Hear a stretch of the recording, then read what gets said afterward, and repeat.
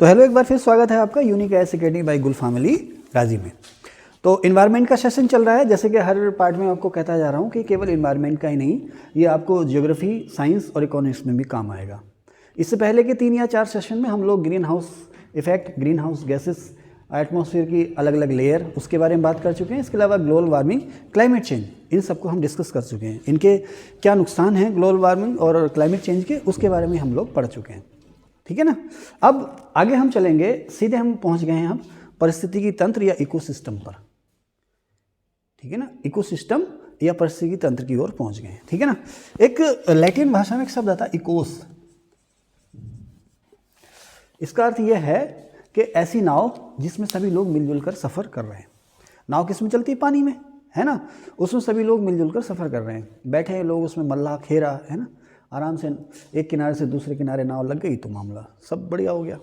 अब नाव है, नाव की लकड़ी है, चप्पू है, मल्लाह है ना। ये सारा का सारा वो सिस्टम है। उसके आसपास क्या है? पानी। इन सब में तालमेल बना रहेगा तो नाव जो है वो आसानी से किनारे लग जाएगी, है ना। इसी से शब्द आया इकोसिस्टम। हिंदी में इस इकोसिस्टम, इकोसिस्टम, है ना, हिंदी में इसको कहते हैं पारिस्थितिकी तंत्र। पारिस्थितिकी तंत्र। तंत्र का मतलब क्या हुआ? नेटवर्क, सिस्टम, जाल, है ना। तंत्र मतलब नेटवर्क, सिस्टम या जाल। वैसे सिस्टम शब्द को हिंदी में क्या कहते हैं? व्यवस्था। सिस्टम का मतलब व्यवस्था। अब आप देखो यहाँ पर सब कुछ सिस्टम से चल रहा है ना भाई। सुबह हम लोग आते हैं 8 बजे, कभी 7:55, कभी 8, तो कभी 8:05 पे आ गए, है ना।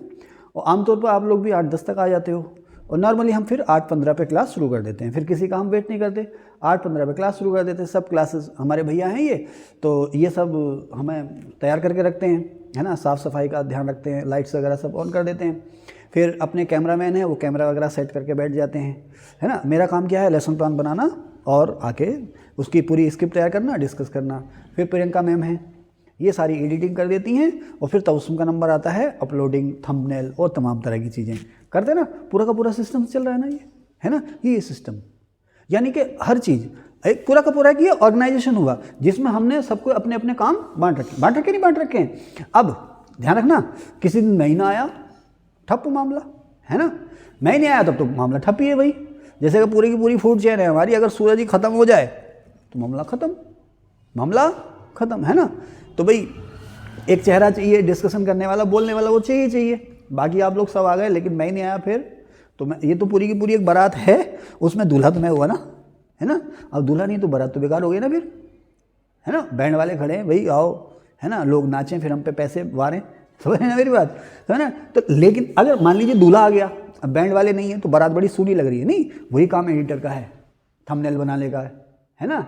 अच्छा मान लीजिए सब कुछ सही है लेकिन लाइट अच्छी नहीं है, मामला जम नहीं रहा, कैमरा ढंग से काम नहीं कर रहा, मामला जम नहीं रहा ना, है ना। तो सभी को मिलजुल करके काम करना पड़ेगा, है ना।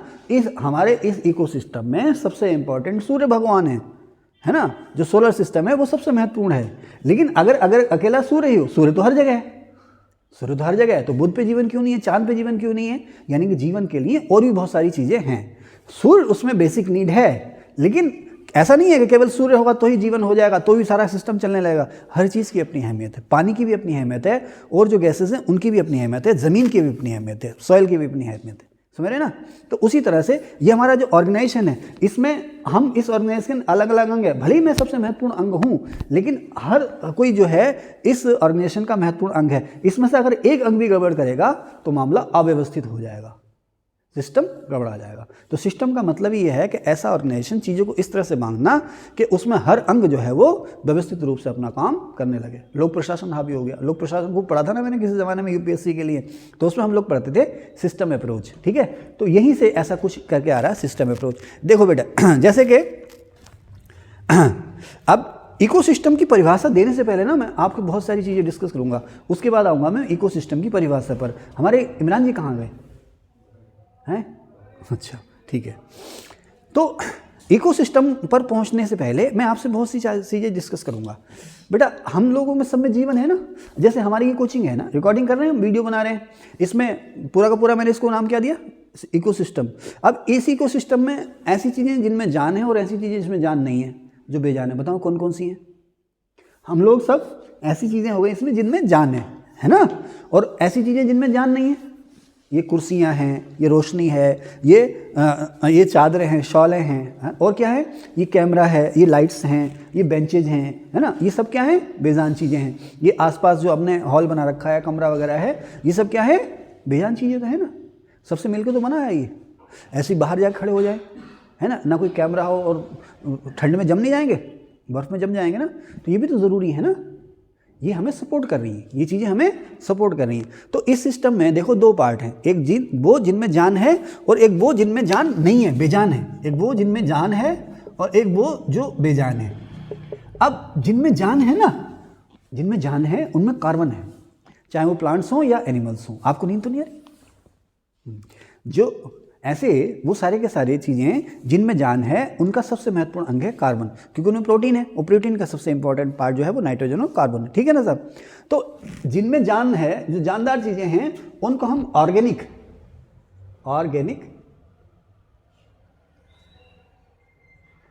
या कार्बनिक तत्व कह देते हैं, और जो बेजान है, जिनमें जान नहीं है, उन्हें हम इनऑर्गेनिक या अकार्बनिक तत्व कह देते हैं। ठीक है ना? अभी समझ में आया मेरे? ये कार्बनिक और अकार्बनिक को आप समझ सकते हो, जिनमें जान है और जिनमें जान नहीं है। कार्बनिक और ऑर्गेनिक और इनऑर्गेनिक, हिंदी में कार्बनिक और अकार्बनिक। जिसमें कार्बन है वो कार्बनिक और जिसमें कार्बन नहीं है वो अकार्बनिक। ठीक है? तो अब समझ गए ना, पूरा का पूरा ये सिस्टम है। इसमें बताओ बेटे, अकार्बनिक तत्व कौन कौन से हैं हमारे सिस्टम में? थर्मस, है ना? हाँ थर्मस यार, ठीक है ना? जो कुछ भी जिसमें आप जो जाने, कुर्सी, थर्मस, फर्श, है ना, हवा, मिट्टी, नमी, सब इनऑर्गेनिक है, सब बेजान है। और आप जो आप देख रहे हो, इसके अलावा चींटी वीटी, कोई मक्खी वगैरह दिख जाए, सब में जान है, सब में वो कार्बन है, सब कार्बनिक तत्व हैं। समझ रहे मेरी बात? अब थोड़ा बाहर निकल जाओ। बाहर जब आप निकल जाओगे तो आपको वहाँ पर पशु पक्षी भी दिखाई देंगे, है ना? आपको पशु पक्षी भी दिखाई देंगे, ऊपर सूर्यदेव भी दिखाई देंगे, हीट भी दिखाई देगी। उसी तरह से मैं तुम्हें कहाँ लेके चलूँ? एक काम करता हूँ, मैं तुम्हें कहाँ लेके चलूँ? मैं तुम्हें जो है अपने आसपास डैम है ना, वहाँ लेके चलता हूँ। कल्पना करो, हम जा थोड़े रहे हैं, कल्पना करो कि हम अपने आसपास जो डैम है ना, झील है, उस पर आप पहुँच गए। तो अब वो झील जो है, वहाँ पर अनीस आप क्या क्या देखते हैं? पानी है, पक्षी हैं। उस झील के अंदर क्या क्या है? वो डैम, पक्षी हैं, है ना, मछली हैं, और तमाम तरह के जीव जंतु, पानी में मिलने वाले, सांप, बिच्छू, केकड़ा, मगरमच्छ भी आ गया इसमें, घड़ियाल, है ना, हाँ, झींगा मछली, ये मछली, वो मछली, और इनको खाने के लिए इनके ऊपर तैरते पक्षी, और बगुला, हंस, सारस वगैरह। और झील के अंदर मिट्टी भी तो है ना? झील के अंदर पानी है, झील तो वही होगी जिसके अंदर पानी होगी, उसके अंदर मिट्टी भी है। उसकी झील की सतह पर आप देखो ना, अंदर गहराई तक तरह तरह की शैवाल भी तो मिलती है, घास मिलती नहीं मिलती है, लेकिन अंदर जितने अंदर जाओगे, गहराई में जाओगे, फिर आपको घास फूस नहीं मिलेगी। किनारे पर आपको खूब घास फूस मिलेगी, और किनारे पर आप देखते हो मछलियाँ भी खूब मिलेंगी, उस घास फूस को खाने के लिए आती हैं। तो अब वो जो तालाब है, वो डैम है या वो झील है, केवल उसी पे फोकस रखो आप, तो उसके अंदर आप देख रहे हो मछलियाँ हैं और तमाम तरह के जीव जंतु हैं वहाँ पर, है ना? उसके ऊपर पक्षी भी घूम रहे हैं, है ना, दीमक भी है वहाँ पर। इसके अलावा वहाँ पानी है, मिट्टी है, और सूरज की रोशनी है, गर्मी भी है। तो अब आप देखो कि झील किससे मिलकर बनी है? झील मिट्टी और पानी से मिलकर बनी है, लेकिन उस पर असर कौन डाल रहे हैं? आसपास की हवा, है ना, आसपास की हवा, आसपास की नमी, आसपास की सूरज की रोशनी, सूरज की गर्मी, वो उस पर असर नहीं डाल रहे हैं, सीधा असर डाल रहे हैं ना भाई। अगर सूरज ना रहे तो उसके अंदर शैवाल नहीं बनेंगे, शैवाल नहीं बनेंगे, मछलियों को चारा नहीं मिलेगा, मछलियाँ पनपेंगी नहीं उसके अंदर, है ना, मछलियाँ उसके अंदर नहीं पनपेंगी, मरने लगेंगी उसके अंदर मछलियाँ, उसके अंदर मछलियाँ मरने लगेंगी तो अपने आप उसके अंदर डिकम्पोजर्स यानी कीड़े मकोड़े पैदा हो जाएंगे।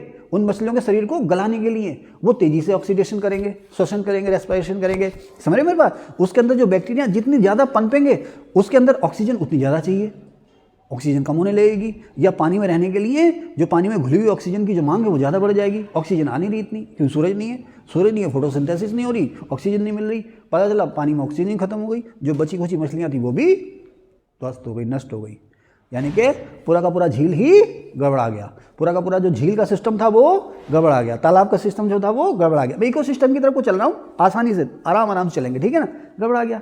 तो अब इसी झील को, डैम को या तालाब को मैं अगर नाम दे दूँ इको सिस्टम का, परिस्थिति तंत्र का, एक स्थिति और एक परिस्थिति। परिस्थिति की एक शब्द आया स्थिति की और दूसरा शब्द आया परिस्थिति की, है ना। एक शब्द आता आवरण और एक शब्द आता पर्यावरण। इसी का पर्यायवाची है पर्यावरण, एनवायरमेंट। देखो वो जो झील थी ना, उसमें उसके दो खास ऐसी चीज़ें जिनमें जान है यानी कार्बनिक तत्व, और ऐसी चीज़ें जो बेजान है यानी कि अकार्बनिक तत्व। उस झील के अंदर पानी और मिट्टी वो अकार्बनिक तत्व हैं, है ना। इसके अलावा और भी बहुत सारे खनिज लवण होंगे उसके अंदर, कॉपर भी होगा, आयरन भी होगा, मैग्नीशियम भी होगा, है ना। वो सारे के सारे क्या हैं, अकार्बनिक तत्व हैं। और उसके अंदर कार्बनिक तत्व क्या हैं, उसके अंदर जितने भी झील के अंदर जितना भी जीवन है, चाहे वो शैवाल के रूप में, घास फूस के रूप में हो या मछलियों के रूप में, वो सारे के सारे उसमें कार्बनिक तत्व हो गए।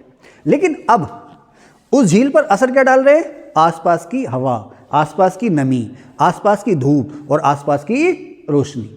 इसके अलावा हम जो जा रहे हैं छई छप्पा का छई उसमें करते हुए प्लास्टिक की बोतल फेंक दे रहे हैं, चिप्स के पैकेट ऐसे फेंक दे रहे हैं, नहीं फेंक दे रहे, है ना। मछलियों को खिला के नाम पे ब्रेड ऐसे फेंक दे रहे हैं, हम भी तो डिस्टर्ब कर रहे हैं ना उसको। तो आसपास जितनी भी चीज़ें हैं हम भी उसमें शामिल हैं। आसपास उस झील की जितनी भी चीज़ें हैं जिसमें मूल रूप से सूरज की रोशनी, सूरज की गर्मी और क्या, हवा, है ना, हवा और आसपास वायुमंडल की नमी, ये उस झील के आसपास का पर्यावरण है। तो स्थिति की क्या थी, वो झील खुद, और उसके आसपास के पर्यावरण को अगर हम मिला ले बेटे तो वो हो जाती है परिस्थिति की। क्या हो जाती है, परिस्थिति। ठीक है ना। हाँ, तो इसी को अब कहते हैं, इसी को हम इंग्लिश में नाम दे देते हैं इकोसिस्टम। लेकिन यहां पर अभी इकोसिस्टम की परिभाषा पूरी नहीं हुई है। क्यों नहीं हुई है, देखो इस झील के अंदर हर चीज एक दूसरे पर असर डाल रही है। अगर शैवाल स्वस्थ हैं तो पानी में ऑक्सीजन खूब है, शैवाल अगर स्वस्थ हैं, पानी में ऑक्सीजन खूब है तो मछलियाँ वाह वाह बड़ी आराम से तैर रही हैं वहाँ पर, है ना। लेकिन अगर ये गड़बड़ा जाए सिस्टम, शैवाल का सिस्टम गड़बड़ा जाए, इसके बजाय वहाँ पर बैक्टीरिया खूब घुल जाए, वहाँ पर मलमूत्र यानी कि सीवेज खूब घुल जाए, तो मामला गड़बड़ा जाएगा, ऑक्सीजन कम हो जाएगी। अब इसी तालाब के अंदर अगर आप बड़ी बड़ी मछलियाँ डाल दें तो छोटी मछलियों को खा जाएंगी, और एक स्टेज के बाद बड़ी मछलियों के लिए भोजन नहीं मिलेगा, मर जाएंगी, सड़ जाएंगी। उसको सड़ाने के लिए बैक्टीरिया पैदा हो जाएंगे, बैक्टीरिया ऑक्सीजन को खत्म कर देंगे, मामला गड़बड़ा जाएगा, समझे ना। या हम पानी में कुछ जहरीली चीज़ डाल दें, या पानी में हम लोग पोल्यूशन बहुत ज़्यादा कर दें, मामला उसका गड़बड़ा जाएगा। सूरज ना निकले एक महीने तक, लंबा कोहरा चला गया, 1 महीने तक सूरज निकल रहा, उसके अंदर जो शैवाल की जो ग्रोथ है वो गड़बड़ा गई, ऑक्सीजन गड़बड़ा गई, झील के अंदर मछलियाँ मरने लगी। या पानी जम गया, मामला गड़बड़ हो गया। सूखा पड़ गया, नदी नहीं आ रही ऊपर, डाम में जो डाम के पानी को जो डाम को जो नदी पानी सप्लाई कर रही थी वो नदी सूख गई, झील सूख गई, वहाँ का इकोसिस्टम सब ध्वस्त हो गया।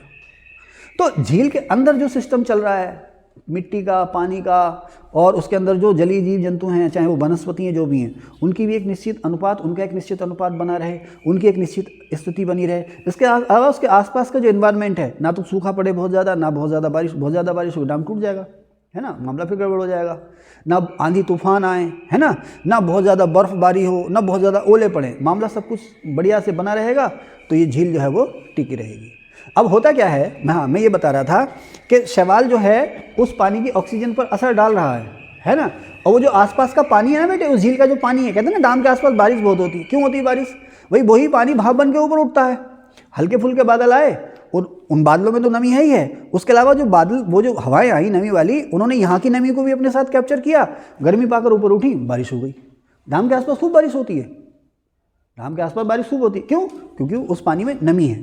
तो जो झील है, झील की जो नमी है वो किसको प्रभावित कर रही है, अपने आसपास के वातावरण को नहीं कर रही प्रभावित। भाई डाम के आसपास बारिश खूब हो रही है, इसका मतलब उसके आसपास गर्मी ज़्यादा नहीं हो पा रही है। आप जाओ तो जून की गर्मी में दोपहर बाद आपको ठंडी ठंडी हवा मिलेगी डाम के आसपास, अगर वो पहाड़ से बहकर आ रही हवा, क्योंकि ठंडा पानी है वहाँ पर, है ना। तो जो डाम या झील का जो पानी है वो अपने आसपास के वातावरण को ठंडा रख रहा है, अपने आसपास के वातावरण पर असर वो डाल रहा है। इसके अलावा उसके आसपास के वातावरण में ही तमाम तरह के चील, कौवे, बगुले, हंस वगैरह हैं, वो झील से ही तो अपना जीवन ले रहे हैं, ये आसपास के वातावरण में ही तो इकट्ठे हैं। ये उस झील से उस झील की जो मछलियाँ हैं उन्हीं से अपना वो भोजन ले रहे हैं। यानी कि झील अपने आसपास के वातावरण असर डाल रही है, और आसपास का जो वातावरण अगर गड़बड़ा जाए, यानी कि बाढ़ आ जाए या सूखा पड़ जाए या सूरज निकले ही ना या गर्मी बहुत ज़्यादा हो जाए, तो उस झील को नुकसान हो रहा है, उस सिस्टम को नुकसान हो रहा है। तो झील के आसपास का वातावरण और स्वयं झील अपने वातावरण पर दोनों एक दूसरे पर असर डालते हैं।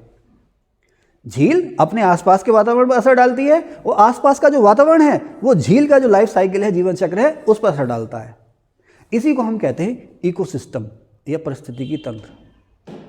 एक ही जगह पर तरह तरह की चीज़ें होती हैं, जब वो आपस में एक दूसरे से इंटरेक्शन करती हैं, एक दूसरे से कुछ लेती हैं कुछ देती हैं, और साथ ही साथ अपने वातावरण से भी क्रिया करती हैं, उसी सिस्टम को हम कहते हैं इकोसिस्टम। इसी से अलग चलो आप धान के खेत पर, है ना, धान के खेत में क्या क्या होता है?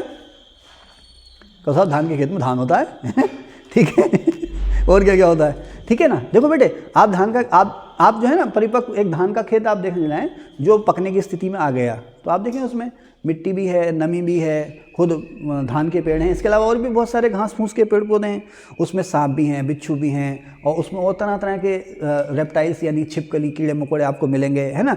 उसमें तमाम तरह की टिड्डियाँ, तितलियाँ आपको मिलेंगी, मधुमक्खियाँ मिल जाएंगी। खैर मधुमक्खियाँ सरसों और गेहूँ में ज़्यादा बैठती हैं, लेकिन आपको मधुमक्खी भी वहाँ मिल जाएगी फूलों का रस चूसने के लिए, है ना। उसमें तरह तरह की मछलियाँ मिलेंगी आपको, और जड़ में तमाम तरह के कीड़े मकोड़े मिलेंगे आपको, है ना। तो सब क्या है वो एक सिस्टम ही तो है उसका, वो सारा का सारा। वहाँ पर सांप बिच्छू भी जरूरी है, धान के खेत में सांप बिच्छू मेंढक मेंढकी भी जरूरी हैं, क्योंकि ये कीड़ों को खाते हैं, कीड़ों की ग्रोथ को रोकते हैं, बड़े बड़े सांप भी जरूरी हैं, वो छोटे सांपों को खा लेते हैं, नहीं तो हमें मार देंगे वो, है ना। बड़े बड़े सांप भी होंगे उसमें जो मेंढकों को एक स्टेज से ज़्यादा नहीं बढ़ने देंगे, समझ रहे ना। तो उसमें जो मेंढक मेंढकी सांप वगैरह है ना, वो तमाम तरह के कीड़े मकोड़ों को खाते हैं, तो वो भी ज़रूरी हैं। उसमें चिड़ियाँ घूमती हैं, चिड़ियाँ भी तरह तरह के कीड़ों को खाती हैं, वो भी ज़रूरी हैं। चिड़ियाँ यानी कि पक्षी घूमते हैं, वो भी तरह तरह के कीड़ों को खाते हैं, वो भी ज़रूरी हैं। ठीक है, तो धान का जो खेत है पूरा का पूरा एक सिस्टम है, और इसके ऊपर इसका वातावरण है क्या? धूप, पानी यानी कि नमी, धूप, नमी, हवा और सूरज की रोशनी। तो अगर हम धान के खेत को एक इकोसिस्टम कहें, ये पूरा का पूरा फॉर्म फैला पड़ा है, नींद आ रही है ना, हाँ रात को सोया करो जम के, है ना। सभी तुम लोग रात्रिचर प्राणी हो, फिर दिन में पढ़ाई कैसे होगी, है ना। या तो मुझसे ये कहूँ क्लास रात को लगाया करूँ, तुम लोग तो बैठ जाओगे 12-1 बजे तक, भाई ये लोग नहीं बैठ पाएंगे, है ना। हाँ, फिर एक काम करें, अपनी कोचिंग बड़े शहरों में शिफ्ट करें, वहाँ रात को ही चलती हैं क्लासेस, है ना भाई। यहाँ तुम्हारी कोचिंग, यहाँ तुम्हारा कमरा, हॉस्टल बना देते हैं यहाँ पर। चलिए ठीक है, अगले साल यहाँ हॉस्टल बनेगा, ओके। तो ये जो समस्या है ना गर्ल्स की, हैं क्या कह रहे हो? छापा क्यों पड़ेगा यार? हम कोई कमाई थोड़ी कर रहे हैं, हम तो टेस्ट के रूप में चला रहे हैं, अपना पैसा तुम पे लगा रहे हैं, शौक है, क्या है वो, आई मौज फकीर को दिया झोंपड़ा फूक। हम पे क्या छापा पड़ेगा, हमारे पास तो कोई आ भी गया तो दे के जाएगा, कुछ लेके नहीं जाएगा, है। हाँ ठीक है, क्यों हम लोग प्रॉफिट के लिए तो काम कर नहीं रहे, हमारे अंदर तो एक आग है ना, जो शांत होती है तुम लोगों को पढ़ा के। जिस दिन 4-5 यहाँ पर खैर रिकॉर्डिंग हो रही है, नहीं बोलना चाहिए यार, जिस दिन 4-5 IAS हो गए यूनिक IAS से, उस दिन मैं अपना ये काम धंधा बंद कर दूंगा, फिर तुम में से किसी को सौंप के चला जाऊंगा, फिर मैं संन्यास ले लूँगा, फिर जो भी 2-4 साल उम्र के बचेंगे अपना जीवन जीऊँगा आराम से, लॉर्ड्स में मैच देखूंगा। ठीक है, चले सर आगे, उससे पहले मेहनत कर लें। कहाँ थे? धान के खेत में मैं कुछ पूछ रहा था, हाँ वहीं पे बात आ गई थी, फिर अचानक इनकी नींद के झोंकों ने वो बात जो है वो रोक दी। ठीक है, एक्चुअली तुम लोगों को नींद इसलिए आ रही है ना, सुबह से तुम लोग बैठे हो, अब मैं पूरी तरह से एक्टिव हूँ, तुम लोग बैठे हो। हाँ मेरी तो देखो तो ये धीरे धीरे संबंध कितने प्रगाढ़ होते हैं, जितने जैसे जैसे संबंध प्रगाढ़ होते जाते हैं वैसे वैसे आदमी ज़्यादा से ज़्यादा बेइज्जती करता जाता है ना। जैसे ये पहले जी थे, फिर भाई हो गए, अब ये हो गए इसे आ रही नहीं, बोल रहे क्या कर रहे हो, सीनियर सिटीजन है हमारी कोचिंग का, हैं हमारी कोचिंग का सीनियर सिटीजन है, कृपया इस तरह से ना बोलें, नहीं इस तरह से पीछे भी ना बोलें, ठीक है। चलें, हाँ नहीं अभी कुछ दिन तुम खैर तुम्हारी उम्र बहुत कम है ना, तुम तो भैया ही कहोगी हमेशा, ये लोग लगभग समान है इस ग्रुप के हुए। कहाँ थे? हाँ यस, विकास, तो मैं क्या पूछ रहा था यार,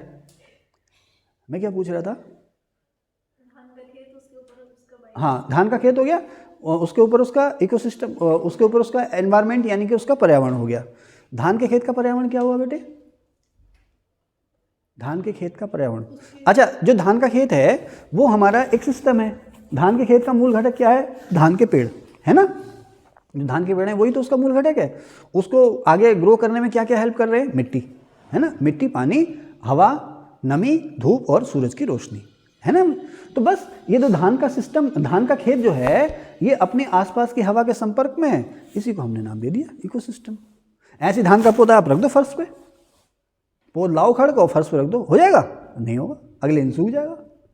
तो उसको ग्रो करने के लिए मिट्टी, हवा, पानी, नमी, रोशनी सभी कुछ चाहिए, और आगे बढ़ने के लिए कीड़े मकोड़े भी चाहिए। कुछ कीड़े मकोड़े ऐसे जो उसको नुकसान पहुंचाते हैं, कुछ उसे फायदा पहुंचाते हैं, है ना। तो ये सारा का सारा जो हुआ धान का खेत, मैंने आपको नाम दिया इकोसिस्टम, है ना। धान के खेत में जितनी ज़्यादा हरियाली होगी ये अपने पर्यावरण को उतना ही ज़्यादा साफ करेगा। भाई जितनी ज़्यादा हरियाली उतनी ज़्यादा ऑक्सीजन, पर्यावरण को स्वच्छ करेगा नहीं करेगा? करेगा। लेकिन जब ये अगर आप इसको जलाओगे खेत में, इसको पकने के बाद इसको खेत में जलाओगे तो ये नुकसान ही पहुंचाएगा, जो अक्सर आप देखते हो ना पराली की समस्या दिल्ली एनसीआर में, है ना। अब धान के खेत से आप निकल जाओ किसी जंगल में चले जाओ आप। झील की बात हो गई, धान के खेत की बात हो गई, जंगल में चले जाओ, है ना। तो जंगल का जो इकोसिस्टम है उसमें मुझे आसिया बताएंगे बेटा, उसके जंगल में ऑर्गेनिक और जो इनऑर्गेनिक एलिमेंट्स हैं वो अलग अलग बताओ। जंगल का एक इकोसिस्टम है, उसमें जो कार्बनिक और अकार्बनिक तत्व हैं उनको अलग अलग बताओ।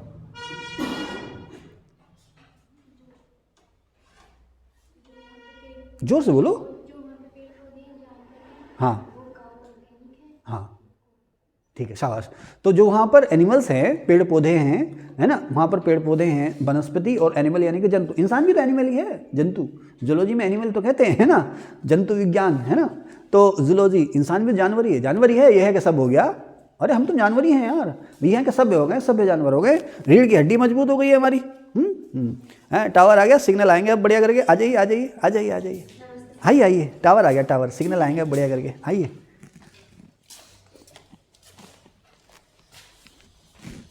बैठी बैठी।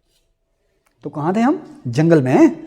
तो जंगल में, यस आसिया आपने बताया कि वहाँ पर जो भी पशु पक्षी हैं, पेड़ पौधे हैं, वो सारे के सारे क्या हुए?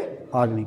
अच्छा, मिट्टी के अंदर जो कीड़े मकोड़े हैं ना, छोटे छोटे, है ना, छोटे छोटे बैक्टीरिया, उनमें भी तो जान है ना, है ना, उनमें भी जान है। तो उसमें गर्दन में दर्द हो गया, आप एक काम करो, पीछे ना बैठ जाओ, क्योंकि फिर वहाँ से गर्दन में आपकी दर्द नहीं होगा। चाहो तो पीछे बैठ जाओ, है ना। हाँ, उनकी गर्दन में आगे बैठे ना ये, तभी तो लोग किसी ज़माने में बालकनी का टिकट लेते थे। अब तो मल्टीप्लेक्स के ज़माने में बालकनी खत्म हो गई है ना, तो बालकनी जाके बैठ सकते हो आप, गर्दन में दर्द नहीं होगा। तो खैर, तो वो सारे के सारे क्या हो गए? कार्बनिक तत्व। और अकार्बनिक तत्व वही मिट्टी, पानी और नमी और रोशनी और सूरज की गर्मी, ठीक है। ये सारे के सारे कार्बनिक हो गए।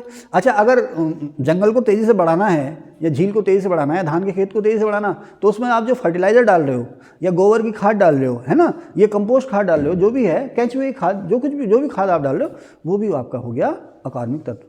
नहीं, कंपोस्ट खाद तो कार्बनिक खाद है ना।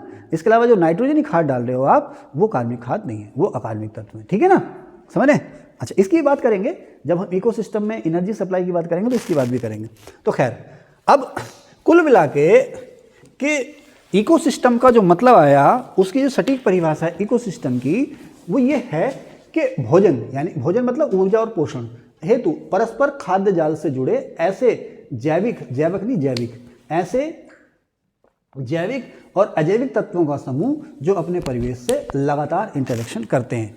क्या जो डाम है या धान का खेत है या वन है, सूरज से ये कहता होगा भाई रुक जाओ, हम थोड़ी देर बाद तुमसे बात करेंगे, या आज तुमसे रोशनी ले रहे, कल लेंगे, है ना।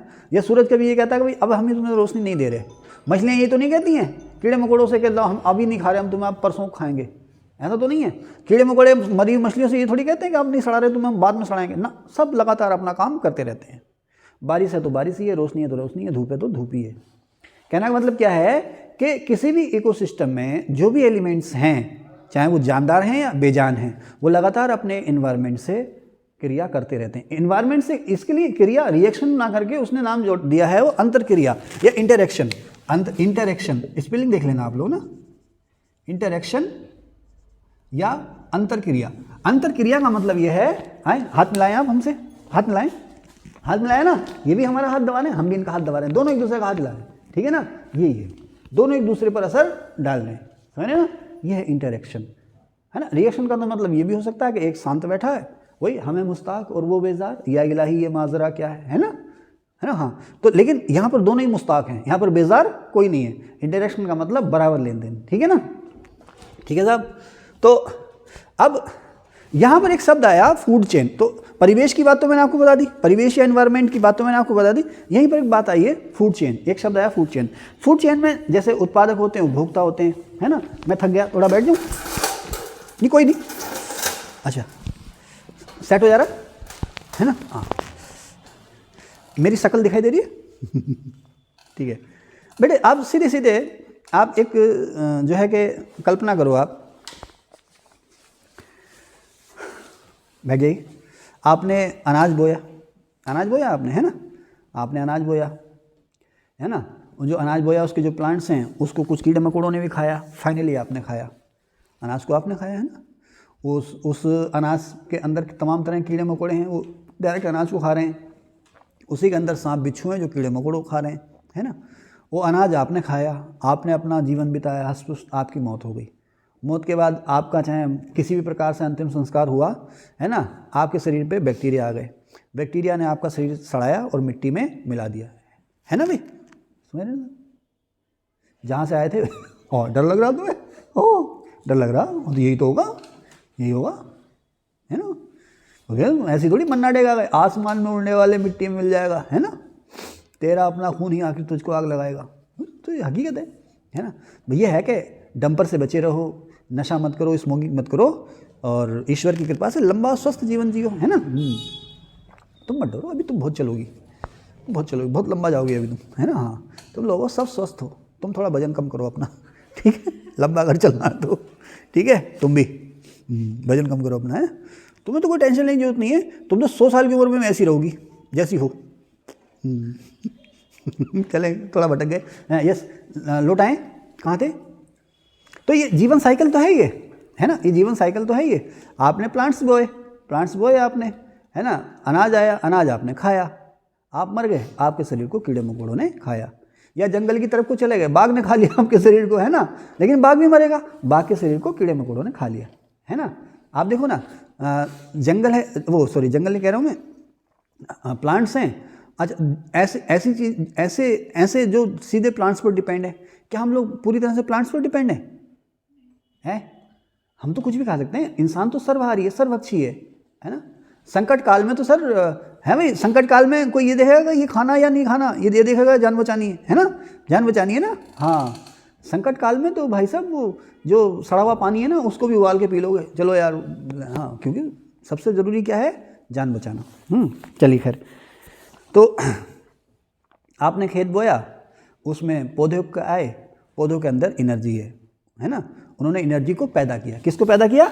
एनर्जी को पैदा किया। वो हैं प्रोड्यूसर, उत्पादक हैं वो, है ना, वो हैं उत्पादक या प्रोड्यूसर हैं। अब वो पौधे जो है ना, वो चारे के रूप में आपने जानवरों को खिला दिए, सीधे जानवरों को खिला दिए चारे के रूप में। या अब ऐसे प्लांट हैं जिनको हाँ, पौधों पे फल उगते हैं ना, तमाम तरह के फल उगते हैं पौधों पर, सब्जियां भी तो फल ही हैं वो, लेकिन क्या है कि उनको पकाए खाते हैं इसलिए उनको सब्जी कहते हैं। फलों को तो ऐसे खा लेते हैं ताज़ा बिना पकाए, इसलिए उनको फल कहते हैं। फल सब्जी का अंतर यही तो है भाई, हैं तो दोनों प्लांट्स के प्रोडक्ट। एक ऐसे हैं जिनको हम सीधे नहीं खा सकते, है ना, उसको हम तेल मसाले में उबाल के भून के खाते हैं, तब वो पचता आसानी से। नहीं तो ऐसी तुरई खा लोगे आप, लौकी ऐसी अब्बल तो खाई नहीं जाएगी, लेकिन अगर जान पे आएगी तो खाओगे, नहीं तो वो पेट में दर्द करेगी, पचेगी नहीं आसानी से, है ना। तो उसको पका लेते हो। पकाने का मतलब ये है कि भोजन को पचने लायक स्थिति बना देना, है ना। तो खैर, वो तमाम तरह के पशु पक्षी जो हैं उन प्लांट्स को सीधे खा लेते हैं, हम लोग उसका अनाज या फल खाते हैं पका के, है ना। समझ रहे हैं साहब।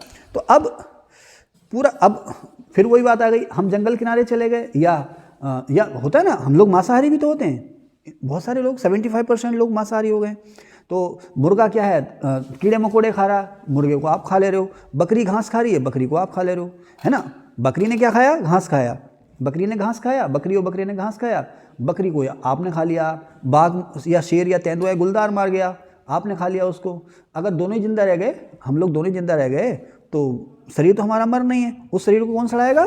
कीड़े मकोड़े उस शरीर को सड़ा देंगे। समझ गए। तो पूरी की पूरी एक चेन बनी हुई है, इसे हम कहते हैं फूड चेन, जिसमें हर अगला लेवल जो है अपने पिछले लेवल पर डिपेंड है। कुछ जो होते हैं डायरेक्ट डिपेंड होते हैं, कुछ जो होते हैं ऐसे, इसी फूड चेन में कुछ ऐसे होते हैं जो कुछ भी खा सकते हैं, कुछ भी खा लेते हैं, कुछ भी चबा लेते हैं। हम लोगों का जो शरीर है ना, कुछ भी चबा सकता है, लोहे के अलावा कुछ भी चबा सकता है हमारा शरीर। शेर जो है ना, शेर बाघ तेंदुआ, ये घास नहीं चबा सकते, ये घास नहीं पचा सकते। शेर बाघ तेंदुआ जो जैसे हैं ना, ये घास नहीं पचा सकते, हम लोग घास भी पचा लेंगे और हम लोग मांस भी पचा लेंगे। हमारा शरीर जो है ईश्वर ने हमें इस तरह से बनाया ना कि हम किसी भी परिस्थिति में सर्वाइव कर जाएं। तो हमारी जो फूड चेन है इसमें प्लांट जो है प्रोड्यूसर हैं, प्लांट्स बेचारे जो हैं वो प्रोड्यूसर हैं। भले ही हम उनको एनर्जी देते हैं, एनर्जी किसके रूप में देते हैं? खाद के रूप में, सूरज की रोशनी के रूप में, पानी के रूप में हम उनको एनर्जी देते हैं। वो हमारे लिए भोजन तैयार करते हैं, भोजन मतलब एनर्जी हमारे लिए तैयार करते हैं।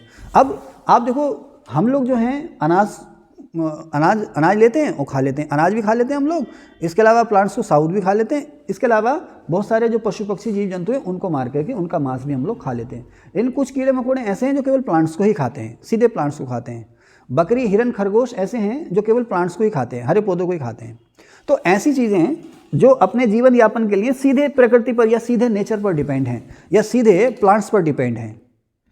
हिरन कभी मांस खाता? नहीं खाता ना। हिरन, खरगोश, गाय, भैंस, बकरी, बकरा ये केवल घास खाते हैं। इन्हें हम कहते हैं कंज्यूमर या उपभोक्ता, पहली श्रेणी के या प्राइमरी कैटेगरी के कंज्यूमर, C1। अभी आगे मैंने लिखा भी है, इसमें बताऊंगा मैं आपको। इन्हें हम कहते हैं प्राइमरी कैटेगरी के या प्राथमिक श्रेणी के उपभोक्ता। गौरी समझ आ रहा है बेटा? हैं? क्यों समझ आ रहा है? तो प्रोड्यूसर कौन है? प्लांट्स हैं। और कंज्यूमर कौन है? प्राइमरी कंज्यूमर कौन है? जो सीधे इन पर डिपेंड है, सीधे इनको खाते हैं, हिरन, बकरी, खरगोश वगैरह। और बताओ ये पांडा और बारहसिंगा, गाय और हाथी मांस खाता है क्या? हाथी मांस नहीं खाता है, ध्यान रखना। लेकिन वो चावल वावल खा लेगा तुम्हारे, खाता तो प्लांट्स ही है। हाथी को सबसे ज़्यादा पसंद क्या है? गन्ना और केला है। गन्ना और केला ही पसंद है ना हाथी को। और बंदर को है? बंदर को केला पसंद है? मुझे पता नहीं, तुम्हें केला पसंद है? ठीक है, तो बंदर को केला पसंद है। लोग देखें केले खूब खिलाते, बंदर शौक से खाता केला। वैसे बंदर कोई भी फल खा लेगा, है ना। अब देखो बेटा, ये थे प्राइमरी कंज्यूमर, कौन? जो सीधे प्लांट्स पर डिपेंड है या सीधे नेचर पर डिपेंड है।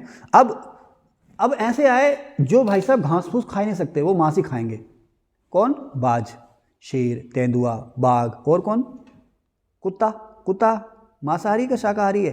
कुत्ता सर्वभक्षी है, सर्वाहारी। मुर्गी सर्वभक्षी है, मुर्गी मांस भी खा लेती है ना। देखते कीड़े मकोड़े नहीं खाती मुर्गी, है ना। और आपकी रोटी भी उठा के भाग जाएगी मुर्गी, है ना। लेकिन अब ऐसे जो केवल मांस खाते हैं, शेर, बाज, और क्या? शेर, बाज के अलावा बाघ, इनके अलावा और कोई ऐसी चीज़? बिल्ली सर्वभक्षी है, बिल्ली सब कुछ खा लेती है। खैर, शेर, बाघ, बाज, चील ऐसी चीज़ें, हाँ कुछ कह रहे हैं आप, ऐसी चीज़ें जो केवल मांस खाती हैं, जो केवल पशु पक्षियों या इंसानों का मांस खाती हैं, उन्हें हम कहते हैं सेकेंडरी या दूसरी श्रेणी के या सेकेंडरी कैटेगरी के कंज्यूमर। ठीक है। अब एक आ गया इंसान, कुत्ता, बिल्ली, जो सब कुछ खा लेता है, जिस तरह से हमारा शरीर है ना, उसी तरह से कुत्ते बिल्ली का पेट भी है, कुछ भी पचा सकता है वो। तो हम लोग जो है, हम लोग कहलाते हैं सर्वभक्षी, सर्वाहारी। हम लोग जो है वो तीसरी श्रेणी के, थर्ड कैटेगरी के कंज्यूमर हैं। फिर अब चाहे वो प्लांट, देखो कहते हैं ना, सृष्टि है तो प्रलय निश्चित है। इस संसार में जो भी आया है उसका शरीर एक बार मरना ही है। चाहे वो बड़े से बड़ा पेड़ हो, पुराने से पुराना पेड़ हो, कीड़े मकोड़े हों, इंसान हो, कुछ भी हो, उसके शरीर को नष्ट होना ही है। अब उसके शरीर को नष्ट कौन करते हैं? भाई बेजान हो गए हम, सांस रुक गई, छुट्टी, है ना। पेड़ को काट दिया आपने, पेड़ को काट दिया, छुट्टी उसकी। अब उसको सड़ाएगा कौन? दीमक, कीड़े मकोड़े उसको सड़ाएंगे। हमारे शरीर को कौन सड़ाएंगे? कीड़े मकोड़े सड़ाएंगे। मरे हुए जानवर हम ऐसे फेंक देते हैं, उसको कौन सड़ा रहे हैं? कीड़े मकोड़े, है ना। तमाम दीमक है, बैक्टीरिया है, तमाम तरह के फंगस हैं, तमाम तरह के शैवाल हैं, है ना, तमाम तरह के बैक्टीरिया, वायरस हैं जो मरे हुए शरीर को सड़ाते हैं या मरे हुए शरीर से भोजन पाते हैं या मृत कार्बनिक पदार्थों से अपना भोजन पाते। हम सब कार्बनिक पदार्थ तो थे, मर गए तो हम हो गए मृत कार्बनिक पदार्थ। मशरूम जैसा फंगस है ना, तो वो जो सड़ी गली मशरूम आप देखते ना, सड़ी गली चीज़ों में उगता है ना, उसे क्या कहते थे? पता नहीं क्या कहते थे। लेकिन आसपास हमारे घर में ना कूड़े का ढेर होता था, तो बारिश में जो है ये छतरियाँ सी उग जाती थी, जो मशरूम होती थी सर, मशरूम कहते हैं। जब बड़े हुए तो पता चला ये जो है होती है वो मशरूम होती है। सुना इसमें ये हृदय रोग और पता नहीं किससे लड़ने में ये सक्षम होती है। ठीक है, तो मशरूम फंगस है, कवक है ना, मशरूम कवक है ना भाई, है ना, मशरूम कवक ही तो है। हाँ कवक ही है यार, है ना। तमाम तरह के फंगस या कवक हैं, है ना। ब्रेड फंगस देखिए, ब्रेड पे फफूंदी जम जाती है, हाँ, तो ये हमारे शरीर को सब नष्ट कर देते हैं। इन्हें हम क्या कहते हैं? डिकम्पोजर, अपघटक। अपघटक माने तोड़ने वाले, कार्बनिक तत्वों को तोड़ करके अकार्बनिक तत्वों में बदल देने वाले। ऑर्गेनिक कंपाउंड्स को तोड़ करके ये किस में बदल देते हैं? इनऑर्गेनिक कंपाउंड्स में। इनऑर्गेनिक कंपाउंड कौन से, फिर से उनको नाइट्रोजन, आयरन, कैल्शियम, मैग्नीशियम वगैरह में बदल देंगे और फिर से कुछ को मिट्टी को दे देंगे, कुछ को दे देंगे हवा को, कुछ को मिट्टी को दे दिया, कुछ को हवा को दे दिया। अब देखो ना, हमारे सड़े गड़े शरीर को डिकम्पोजर्स ने सड़ाया, हमारे मरे हुए शरीर को डिकम्पोजर्स ने सड़ाया और सड़ा करके कुछ हिस्सा हवा को दे दिया और कुछ हिस्सा दे दिया ज़मीन को, लौट के फिर से वो हमारे शरीर में आ गया है भाई। ज़मीन में प्लांट उग रहे हैं, हवा में नमी है, नमी जो है बारिश के रूप में आ रही है, पानी में घुल रही है, वो फिर से हमें मिल रहे हैं, वो फिर से हमें मिल रहे हैं। इसके अलावा हमारे जो सड़े गले मिट्टी मिल गए, वो पेड़ों से होकर के फिर से हमारे शरीर में आ जा रहे हैं। तो पूरा का पूरा एक साइकिल बन जा रहा है। इसी को हम कहते हैं खाद्य जाल या फूड चेन। इसमें सबसे ऊपर आते हैं डिकम्पोजर या सबसे बाद में आते हैं डिकम्पोजर, जो सड़े गले पदार्थों को नष्ट करते हैं। इसके लिए मैंने एक सिस्टम भी बनाया यहाँ पर। सर इसको उठा देंगे, यहाँ पर आप देखें, जैसे मैंने ये बताया ना, बात समझ में आ रही है बेटा?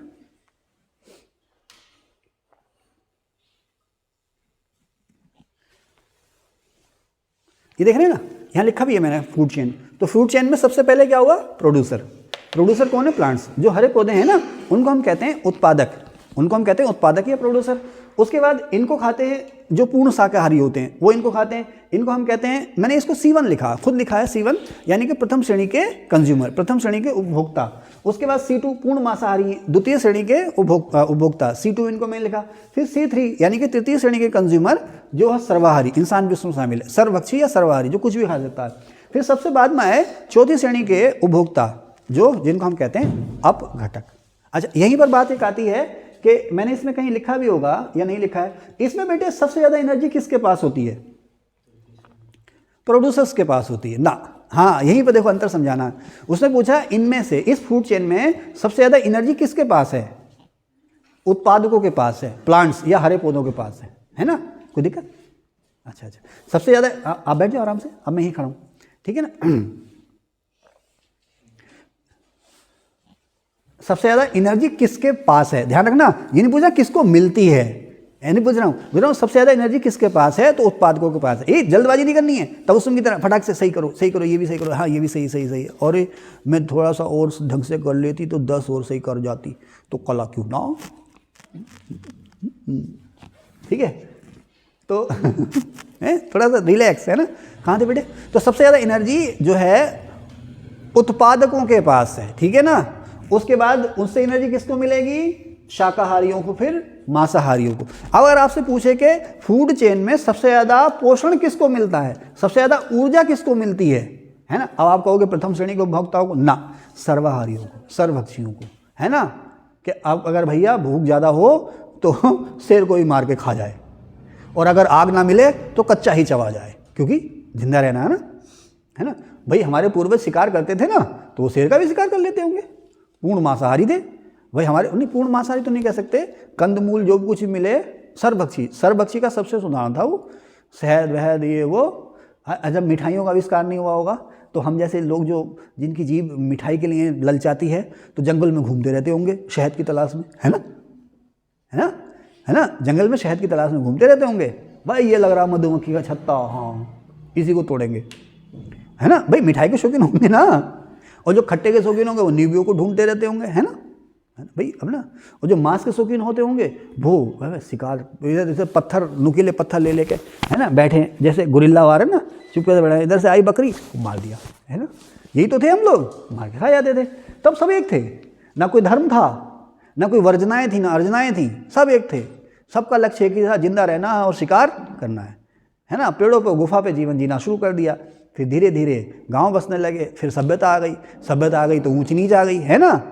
हिंदू मुसलमान सिख ईसाई आ गए, अरे अल्लाह, है ना। जैसे तो डिस्क्रिमिनेशन, बंटवारे होने लगे, चलो खैर वो अलग है, गोरे काले होने लगे।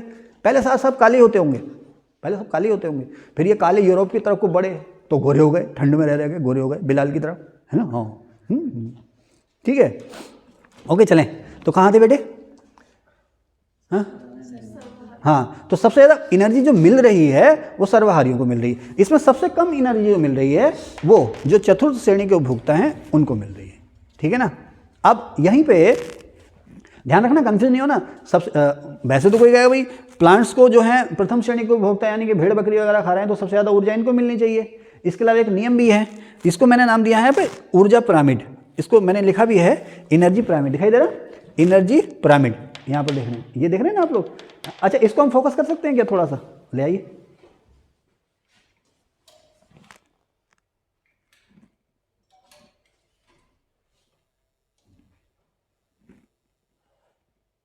यहीं पे थे ना।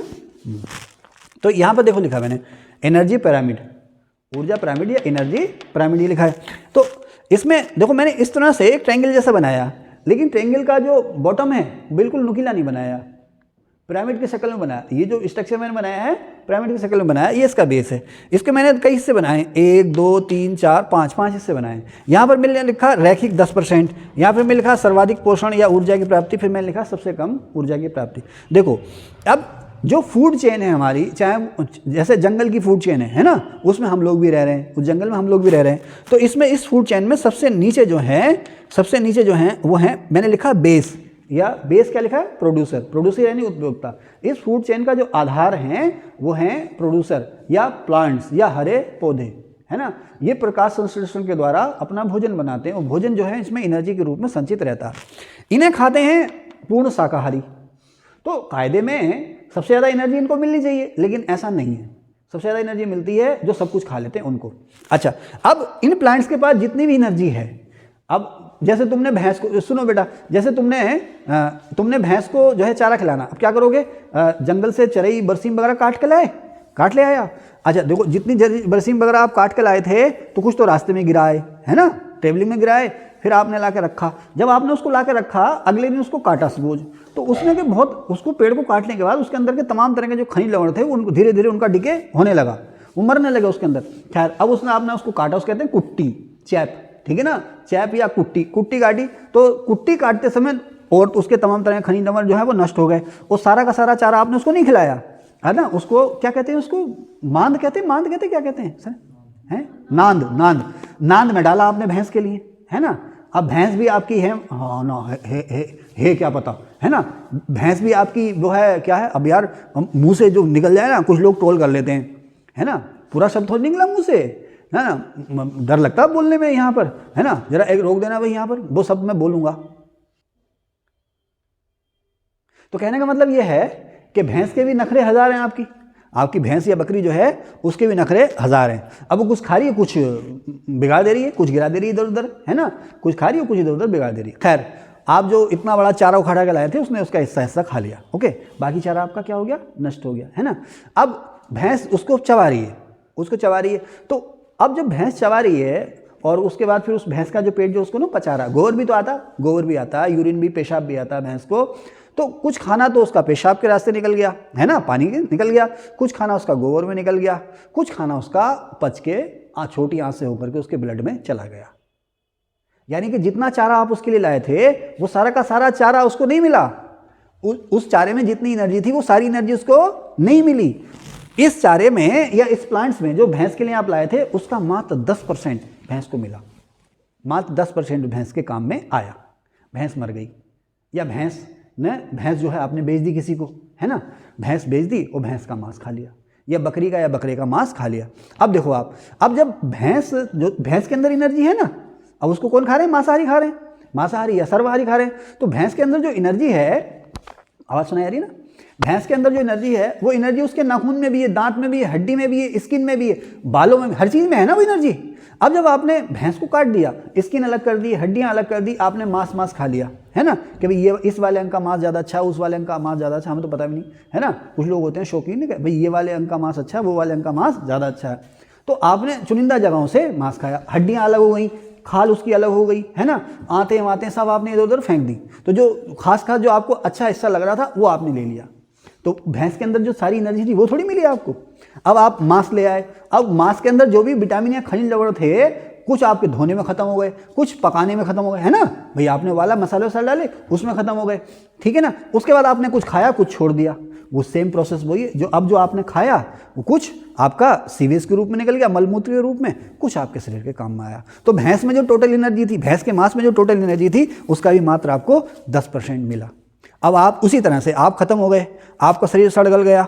तो अब डिकम्पोजर्स ने जब आपके शरीर को सड़ाया तो उन्हें भी आपके शरीर की कुल एनर्जी का मात्र 10% ही मिला। इसे कहते हैं 10% का नियम।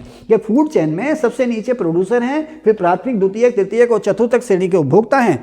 हर अगले लेवल को कितनी एनर्जी मिलती है, उससे जो पिछला लेवल था, ये जिससे वो एनर्जी ले रहा है, उसका मात्र 10% मिलती है। और ये ऊर्जा का जो फ्लो होता है लीनियर होता है, रैखिक होता है, यानी कि प्लांट्स, लीनियर माने एक रेखा में, प्लांट से ऊर्जा किस में गई, प्राथमिक में, फिर द्वितीयक में, फिर तृतीयक में और फिर चतुर्थक में। समझ में आ गया बेटे? तो बच्चों बजाओ ताली, बस हो गया, ठीक है ना, बात समझ में आ गई ना। तो ये 10% का नियम और रैखिक नियम, ठीक है साहब। ऊर्जा का प्रवाह जो होता है वो रैखिक होता है। अभी ये बताऊंगा, ऊर्जा का प्रवाह कॉम्प्लेक्स होता है, फूड चेन बड़ी उलझ जाती है। कहाँ उलझ जाती है ये बताऊंगा अभी आपको, है ना। नींद तो नहीं आ रही अब किसी को, है भाई? नींद तो नहीं आ रही किसी को? हाँ, काश चाय मिल जाती, लेकिन अब कहाँ से मिलेगी, है ना। हाँ, नहीं, मैं तुम्हें नहीं भेजूंगा, तुम्हारी वीडियो इसी चक्कर। तो इस तरह से आप देखें कि ये जो मैंने आपको फूड चेन बताई, चल रहा है सर, जो मैंने आपको फूड चेन बताई, उसी के आधार पर हमने एनर्जी पिरामिड बनाया। इस एनर्जी पिरामिड में बेस में क्या है? प्लांट्स, है ना, या उत्पादक। और सबसे ऊपर क्या है? डिकम्पोजर्स या अपघटक। समझ रहे ना? डिकम्पोजर्स या अपघटक जो है मृत जीव जंतुओं के शरीर को सड़ा करके जो हवा और मिट्टी मिला देते हैं, खत्म कर देते हैं, है ना, उन्हें हम कहते हैं डिकम्पोजर्स या अपघटक, यानी कि प्राकृतिक सफाई कर्मी। गिद्ध को भी कहते थे प्राकृतिक सफाई कर्मी, ठीक है। तो सबसे ज़्यादा पोषण या सबसे ज़्यादा ऊर्जा किसको मिल रही है? तृतीयक श्रेणी के उपभोक्ताओं को। और सबसे कम पोषण या सबसे कम ऊर्जा चतुर्थक श्रेणी के उपभोक्ता या अपघटक को। ओके। और अब यहीं पर एक बात आती है कि इस फूड चेन में सबसे इंपॉर्टेंट क्या है? वो है सूरज की रोशनी, सोलर एनर्जी। फूड चेन में सबसे इंपॉर्टेंट है एनर्जी, यानी कि सूरज का प्रकाश या सूरज की रोशनी या सोलर एनर्जी। दूसरे नंबर पर प्रोड्यूसर। ध्यान रखना, अक्सर क्वेश्चन आया था कि फूड चेन में सबसे इंपॉर्टेंट क्या है, तो आप जो लिख देते हैं प्रोड्यूसर लिख देते हैं, प्लांट्स को लिख देते हैं ना। सबसे इंपॉर्टेंट है सोलर एनर्जी, ठीक है ना। परिस्थितिकी तंत्र में, इस पूरी दुनिया में, फूड चेन में सबसे इंपॉर्टेंट है सोलर एनर्जी, ठीक है ना। बाकी इसका हर अंग महत्वपूर्ण है। अगर डिकम्पोजर खत्म हो गए, अगर डिकम्पोजर ना रहे तो भाई साहब दुनिया पे पैर रखने की जगह ना रहेगी, है ना। प्लांट्स खत्म हो गए तो कुछ मिलेगा ही नहीं। तो इसमें हर अंग महत्वपूर्ण है, लेकिन सबसे महत्वपूर्ण है सोलर एनर्जी और दूसरे नंबर पर प्लांट्स, ठीक है बेटे। ओके, तो यहाँ पर हम लोग बात कर रहे थे फूड चेन की, और अब इकोसिस्टम की हम लोग बात कर रहे थे ना। लेकिन इकोसिस्टम को आगे बताने से पहले मुझे यहाँ पर बहुत सारी चीज़ें बतानी है, बायोम, हैबिटेट, लेकिन इसके भी 2 पार्ट बना लेंगे हम, है ना। जिसने देखना होगा हमारे पार्ट को सर्च कर ही लेगा। तो इसके भी 2 पार्ट बना लेंगे। एक पार्ट इसका हो गया, इकोसिस्टम अभी पूरा नहीं हुआ है, इसके हम नेक्स्ट पार्ट में हम लोग आपसे मिलेंगे। Thank you.